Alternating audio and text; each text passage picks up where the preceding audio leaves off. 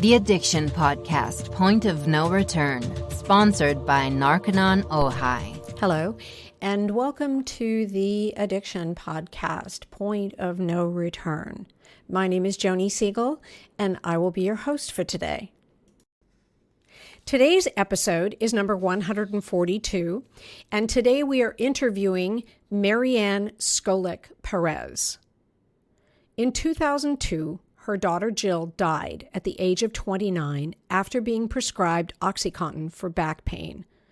As a nurse employed at a large medical center, she was familiar with the opioid OxyContin. She medicated end-stage cancer patients with the strong opioid. She needed answers as to why Jill was prescribed such a dangerous opioid, and she began diligently researching the maker of OxyContin, Purdue Pharma, and the FDA's involvement in the epidemic. Marianne is a SalemNews.com investigative reporter and an activist for victims of OxyContin and Purdue Pharma throughout the United States and Canada. In July 2007, she testified against Purdue Pharma in federal court in Virginia at the sentencing of their three CEOs, Michael Friedman, Howard Udell, and Paul Goldenheim, who pleaded guilty to charges of marketing OxyContin as less likely to be addictive or abused to physicians and patients. She also testified against Purdue Pharma at a judiciary hearing of the U.S. Senate in July 2007. Marianne works with government agencies and private attorneys in having a voice for her daughter, as well as the voice for scores of victims of OxyContin. Without further ado, let's talk to Marianne Perez. Marianne, thank you so much for being on the podcast today. I really appreciate you sharing your story. Well, you're welcome, Joni. Thank you for having me. First of all, mother to mother, I have to tell you how incredibly sorry I am about your daughter. Thank you. Thank you very much. I appreciate that. I have two sons. I can only not even really probably fully imagine what that's like to lose a child. And everybody will say you're not prepared to lose a child. You're not. And even though it's been 18 years now, there are still things that remind me and songs that hit me, and you never lose it. Nope. You never lose that emptiness. No, I completely understand. Well, you know, one of the reasons we do this podcast and the reason why we asked you to share your story, or you asked us to share your story, is I don't want any more mothers to go through it. I really don't. And that may be unrealistic, but that's why we're doing this. I salute you both. I think it's wonderful what you're doing, but being realistic, unfortunately, this will continue. And it's so sad. Yes, I would agree with you. So start back with your daughter's story and tell us what happened there. Okay, this was back in 2002, unbeknownst to me, Jill had been prescribed OxyContin for a backache. And I was a nurse in our local medical center in Bridgewater, New Jersey, and worked the oncology floor. And I knew OxyContin was for end-stage cancer patients. So when I was blindsided and lost Jill, and found out that she had been prescribed OxyContin. It's a long, long journey to get all these answers. I spent virtually night and day researching the maker of OxyContin, Purdue Pharma, to find out why Jill was being prescribed OxyContin when all she had was a simple backache. And that's what led me to the criminology of Purdue Pharma. I was blaming her physician for prescribing it to her. And he did, but he was misled by the pharmaceutical reps that were coming into his office and told that OxyContin was safe and non-addictive and could be prescribed for simple back pain. Right. Now, did she overdose? Is that what happened? No, I did an article in one of my newspapers about this. It's not an overdose. Technically, OxyContin can also build up in your body, even if you haven't overdosed, and you just go to sleep and go into respiratory arrest and do not wake up. There was no buildup of OxyContin in her system. She just suffered from respiratory arrest as a result of the OxyContin. The other thing was her doctor kept titrating the dose higher and higher. And without being seen, the receptionist was giving her the prescriptions through the reception window. Wow. So how long was she taking the OxyContin? Do you know? I believe it was about 3 months.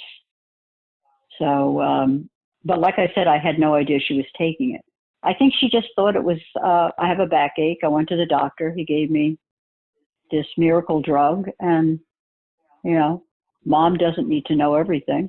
She didn't live with me. She lived by herself. So, yeah. Wow. So it's quite a shock when I found out. But it's even a bigger shock when I found out what the pharmaceutical company and the FDA did to get away with this marketing. So anyway, that was a long emotional time, because you're first dealing with the grief of losing a child, and then at the same time you want answers. Right. And the answers that I was being led to were scary, you know. And I soon learned that this wasn't about Jill. This was about every family's child. Right. Because it was being prescribed so frequently and so often to people, unsuspecting. Right. So I never personalized it. I made it into, this could be your child. Right. Right. And it was everybody's child. Yep. You know, you bring up a point that we've talked about on the podcast many times, and it was something that I kind of had to come to a realization about. And that is that everybody reacts to drugs differently. And, you know, when drugs are just prescribed across the boards, you're playing Russian roulette when you take drugs like that, because you don't know how they're going to affect you. I might be able to, you know, take a similar dose of OxyContin and be fine. But the problem that happens is it reacted in such a way with your daughter that she passed away. And listeners, I'm going to say this again, you cannot just blanket take drugs because the doctors tell you to. They are marketed to by pharmaceutical companies. And we've also talked, and you can go into this even more based on what you know, Purdue Pharma lied. They lied to doctors. They lied to the public. They lied in front of Congress and said it wasn't addictive. Absolutely right. Absolutely. Yep. They lied. I'm going to go off a beaten track a little bit. Yesterday or the day before, the New York Daily News did an article on one of the Sackler brothers, Raymond Sackler. Oh, yeah. I'm sorry, Richard Sackler. And that they had found emails that he had written to friends and cronies, calling drug addicts scumbags and whatever. And I thought to myself, this can't be right. I mean, this isn't right. I did an article for my newspapers about 9 or 10 years ago that Purdue Pharma had a patent on a worm, a Trojan worm, that destroyed any incriminating emails going out and coming in. And I sent it to the New York Daily News. I sent it to the AG in Connecticut. And I said, how could Richard Sackler have had these incriminating emails laying around when his chief counselor was listed as an inventor on this patent? Doesn't make any sense to me. Nah, but there's a lot of things that don't. But yeah, they truly belong in prison. Mm-hmm. They really do. If we're gonna define the word scumbag, I would say it probably applies to them. Absolutely. Yeah. They wear the crown for it. I've worked 18 years trying to make that happen, and unfortunately, it hasn't happened. But I'm very, very faith-based. My husband's a pastor and a former homicide detective, so he's seen everything. Right. And I do believe there's a special place in hell for these guys. I really do. I would agree with you on that. Thank you. I really, really do. So they ruined a lot of lives in this country. A lot. Yep. Marianne, being an investigative reporter, walk us through a little bit what direction you went in when you first started researching this and some of the things that you found. Oh, okay. The first thing I did was I connected with the U.S. Attorney's Office in Abingdon, Virginia, because I found out that they were doing a little investigation on Purdue Pharma. And when I did that, I connected with a really great DOJ guy who I called Delta Force, and we're still friends to this day. And I worked, while I was working, I was not at the hospital. I had another job too. I was working for an engineering company. I would be emailing the DOJ's office in Abington, Virginia, the U.S. Attorney's Office, and we were exchanging information back and forth for 6 years. And then they called me one day and they said, we got them. And the U.S. Attorney Brownlee asked me to come to Virginia and testify at their sentencing, which I did. And the funny thing was when the three CEOs that took the fall for Purdue Pharma walked in the courtroom, it was something I will never forget. I've never seen such evil in my life. And when it was all over and we were leaving together, the investigators, U.S. Attorney Brown, we were walking out, I looked at them and I said, this isn't over. And they said, well, yeah, it is. They pleaded guilty. I said, no, it's not. I said, they're worth about $4 billion right now, and there's no way that they're going to want to not make more money. And as the years went on, they approached $34 billion. So even though they got their wrists slapped, all right, the U.S. Senate didn't pursue any charges against them or any investigation against them. Orrin Hatch had an investigation, Senate Finance Committee investigation against them in 2012, and he sealed it so no one could read it.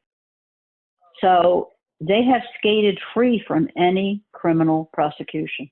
Wow. Yeah. Wow. So it's ugly. It is ugly. It really is ugly. Makes me wonder how much those three scapegoats were paid to become scapegoats for Purdue. Well, their fines were paid for by Purdue. I'm sure. One of the, yeah. In fact, it was a highlight. I love my highlights. In the courtroom, one of the guys, Paul Goldenheim, MD, he came in like a deer in the headlights into the courtroom, scared silly. And during the break, I think I had just given my testimony. He wouldn't sit down. He stared me just from across the courtroom. Just gave me a stare of just nastiness, nasty. So I outstared him. And my investigators, DOJ guys, come over and said, you have to sit down. You can't do that. And I said, I will sit down when he sits down. And he wouldn't sit down. He just kept giving me this glary look. So here's your word, Joni. I looked over at him and I said, you are a bastard. There you go. And he went right down in his chair. So I said, now I will sit down. Yep. Wow. You are listening to the Addiction Podcast, Point of No Return. For more information on the podcast or to reach out if you have a story to tell, go to our Facebook page by the same name or email us at theaddictionpodcast@yahoo.com or go to our website, theaddictionpodcast.com, or call us at 727 833-918-7080. For more information on our sponsor, Narconon Ojai, visit their website at narcononoji.org. That's NARCONONOJAI.org. Or call 866-231-5924. That's 866-231-5924. Sometimes the hardest thing about getting someone into recovery is getting them to agree to treatment. Bobby Newman, a certified drug counselor with 30 years experience and an over 85% success rate as an interventionist, has created a series of 12 videos that you can use right now to learn every step to get your loved one to agree to treatment. Call 833-918-0008 today and say the word podcast and get a 10% discount. Or go to newmaninterventions.com and type in the word podcast for a 10% discount. Once again, 833-918-0008 or newmaninterventions.com. This service comes with a free 1-hour consultation with Bobby. So you went and testified, and then what happened after that? Where did your research take you after that? Well, I knew it wasn't over. So what I did was I had some newspapers connect with me. I started writing.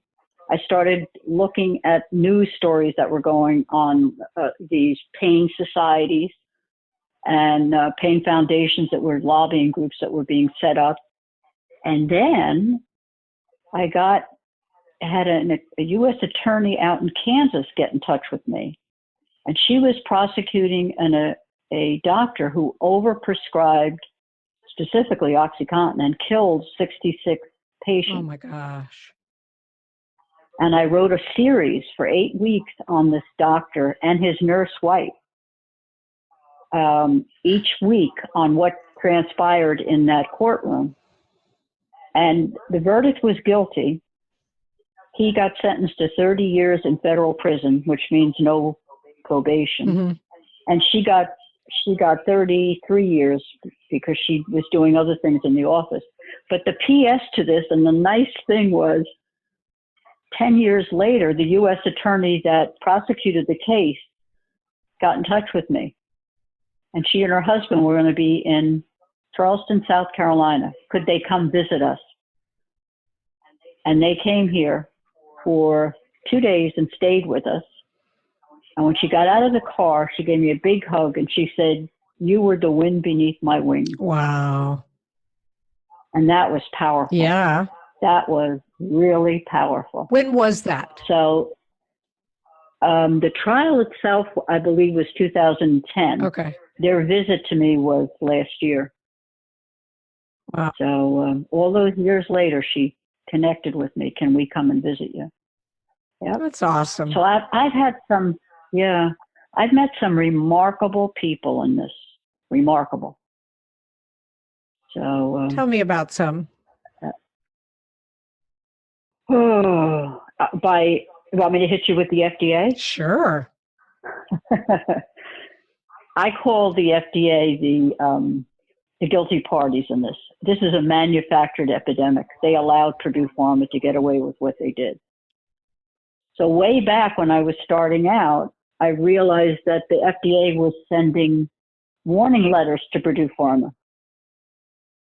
They had sent 10 warning letters. And I thought, this is outrageous. They keep doing the same thing. And they keep getting warning letters, but they're not correcting anything. So one night I came home from work, and there was a phone call from a man named Tom Abrams at the FDA. And he started talking very nasty to me and talking down. I don't understand how the FDA works. And I said, "Well, Tom, you've been sending warning letters, at least 10 to Purdue Pharma, and they continue doing what they're doing." And he got mad and he snapped at me and he said, we don't have enough manpower to police Purdue Pharma. And I replied, and you don't think they don't know that? And he hung up. Wow. Those are the kinds of things that fueled me. Yeah. So then they, it didn't end there. It just kept getting more and more people were connecting with me. And Joe Ranazizi, the DEA chief that was featured on 60 Minutes, he and I are good friends. Gerald Posner wrote about a best-selling New York Times trilogy. I mean, really phenomenal book about the JFK assassination called Case Closed. He's written about the Martin Luther King assassination bestseller, the Holocaust bestseller. He contacted me this year. We became friends. He's writing a book called Pharma that's being released in March of 2020. Wow. And it's over 600 pages, and it's going to blow the lid off the pharmaceutical industry. Wow. And you have to know, I can't wait for it to be released. Absolutely. So, boy, I would love to have him on the podcast.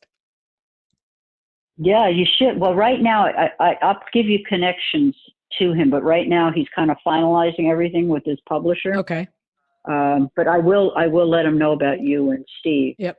And he and his wife is also an author, and they're planning on coming to Myrtle Beach also. So, and that I'm excited about. Oh, good. So, as I said, I'm lifted when I meet really, really good people with great intentions in this tsunami, I call it. Yep. With the opioid epidemic, and he is one of them. Another one is a man named Ed Thompson out in Pennsylvania who's suing the FDA, and I've written about him, and I call him my Albert Einstein. He's on track. He has a beautiful plant in Horsham, Pennsylvania, where he manufactures opioids, of all things. It's like a Star Wars facility. Wow. And he's suing the FDA because he realized that these opioids are not abuse deterrent. No matter what the FDA says, they're not abuse deterrent. So lots of interesting, like I said, people and situations. And anyway, it's been quite a journey for almost 18 years. Right. And what's next? What direction are you headed in now? You're writing a book, aren't you? Well, actually, I'm trying to entice my new friend, Gerald Posner, to work with me on that, since his book is coming out in March, and he and his wife are interested in what I've done. So I hope that they do something with me. That's my big wish. No, there's no commitment. It's just something that we've talked about. Right. So, Marianne, other than... And what's my next? Oh, sorry. Go ahead. What's my next? Right now, I'm focusing a lot on recovery, the recovery industry. And I'm not liking what I'm seeing. So I'm gathering information and connecting with people on that. Explain that a little bit more. Well, I have this theory that you can't have recovery unless you have treatment. Right. You have to have prevention, education, and treatment. And there's a lot of organization people that are setting up these recovery groups that are nonprofits, and they're not on the up and up. And it's in the early stages, but I have people emailing me nasty emails. So I know I'm onto something because they don't like what I'm doing. There's an indicator. Which fuels me even more. I've met some really good people. You know them and I know them. There are good people out there. Yep. But I've also met some scammers out there. And unfortunately, families who are going through their loved ones being addicted are being taken in by who I now refer to as grief predators. And they prey on these vulnerable families. It's horrible, absolutely horrible. Yep. but early stages, and I will be writing about it more and more in my newspapers, so it will come out in there. So. And Marianne, tell people how they can read your articles. Where do they go to do that? All my articles are posted on my Facebook page, and they're also, I have a new Facebook page. It's called Harm Reduction. Is it actually harm promotion? They're posted on that. I have a Twitter account and I have a LinkedIn account. So they're all posted on there. Okay. But you write for a paper, don't you? Or a website? I write for several newspapers. Okay. And I just find it's easier just to go on the social media or Twitter. I really like Twitter. And they can just pick up if they friend me on Facebook, or if they hook up with me on Twitter or LinkedIn, they can read whatever newspaper I am writing for. Okay. And for the listeners, it's Marianne is her first name, and Right. Perez is her last name. So you can find her on Facebook and find her on Twitter. Now, I had to use my old name, which I don't like, but most people know me by, which is Skolek, Skolek. Oh, okay. And on Facebook, so then you're Marianne Skolek? Marianne Skolek Perez. Perez. Okay, Skolek Perez. Okay, good. Right. Yeah, and that way you'll find me. There won't be any problem. Okay. Now, Marianne, just because I'm a little bit curious about this, but you said, other than the fellow giving you the evil eye in the courtroom and a couple emails, have you had like any attacks or anything as you've gone down this road of investigation? Oh, many. I've been called evil. I've been called creepy. I've been called everything you can think of. But I tune those out because those are from people that have an agenda, and it's not my agenda. My agenda is to let people know that there is evil out there, but there is good. They have to weed out who these organizations are that are set up and are working for the good of addicted people and families who have lost children. And they're also the grief predators, and people have to learn about them and do their homework. Yep. We've talked about an organization on the podcast before, and I would probably recommend that our listeners contact them if they have questions. It's called Learn to Cope. Learn, Learn, and the number 2, COPE. And they're just mentors, and they're not in anybody's pocket. So they're going to give you, completely unbiased information based on what they know. So if you have questions about some group that's reached out to you or some organization, you could check with Learn to Cope. Are there other organizations that do a similar thing, Marianne, that are like unbiased, that could advise people if they need it? Well, you just hit something very near to me, and that's Learn to Cope is Joanne Peterson. Yes. And she and I go way back, and she is the best person to get in touch with. And her intentions and her motives, everything is pure.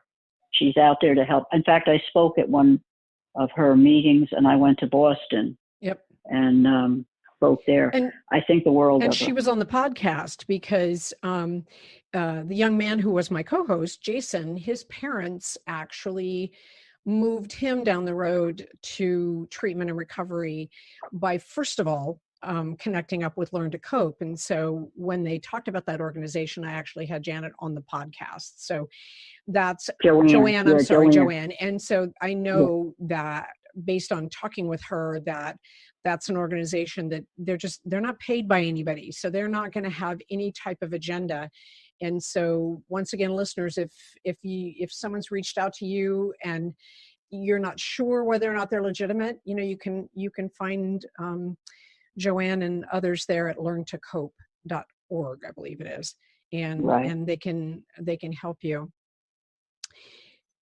Exactly. Marianne, if you had just one last message that you could give to our listeners, what would that be?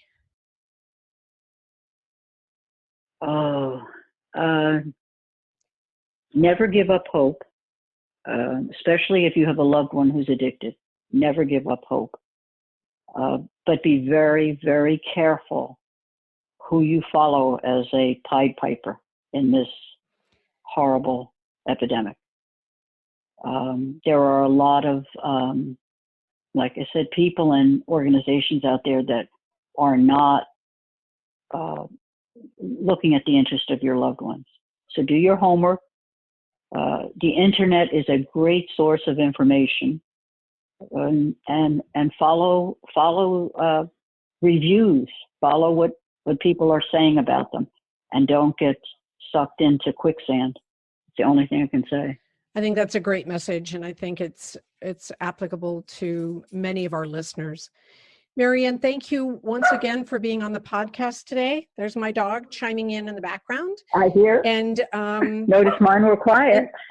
and the thing that I really want to commend you for, we had a father on the podcast who had lost his son due to an overdose. And he said at the time, he said, there are two ways you can go after that happens. You can shut yourself off and not, do anything, or you can use the resources that you have to make a difference. And that is what you are doing, Marianne. And I appreciate you doing that. Thank you very, very much, Johnny. I appreciate you and Steve and reaching out to me and letting this happen. So hopefully we made a difference to some people's lives today. That's my biggest hope. I believe we did. Thank you. Once again, thank you so much for listening to our podcast today. Please subscribe to our podcast on YouTube or wherever you listen to audio podcasts. And please give us a 5-star rating so that more and more people will be able to find us. We'll talk to you next week. You have been listening to the Addiction Podcast, Point of No Return, sponsored by Narconon Ojai. For more information on Narconon Ojai, call 866-231-5924 or visit www.narcononojai.org. Narconon is a non-12-step rehabilitation program based on the works of L. Ron Hubbard.